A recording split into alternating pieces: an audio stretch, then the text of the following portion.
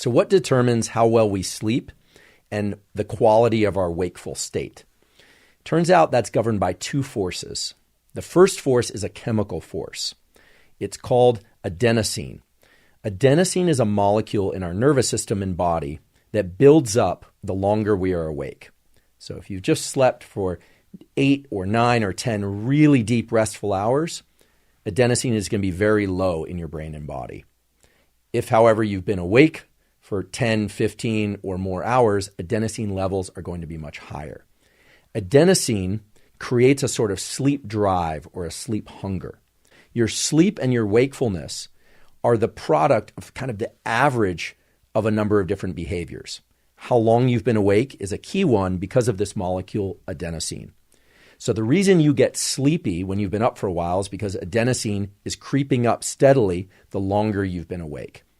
And a good way to remember this and think about adenosine is to think about caffeine.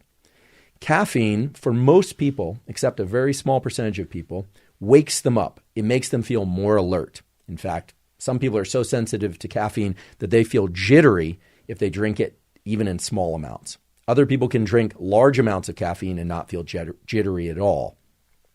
Caffeine acts as an adenosine antagonist. What that means is that when you ingest caffeine, whether or not it's coffee or soda or tea or in any other form, it binds to the adenosine receptor. It sort of parks there, just like a car would park in a given parking slot. And therefore, adenosine can't park in that slot. Now, when caffeine parks in the adenosine receptor slot, nothing really happens downstream of that receptor. The receptor can't engage the normal cellular functions of making that cell and you feel sleepy. So the reason caffeine wakes you up is because it blocks the sleepiness receptor. It blocks the sleepy signal. And this is why when that caffeine wears off, adenosine will bind to that receptor, sometimes with even greater what we call affinity, and you feel the crash. You feel especially tired.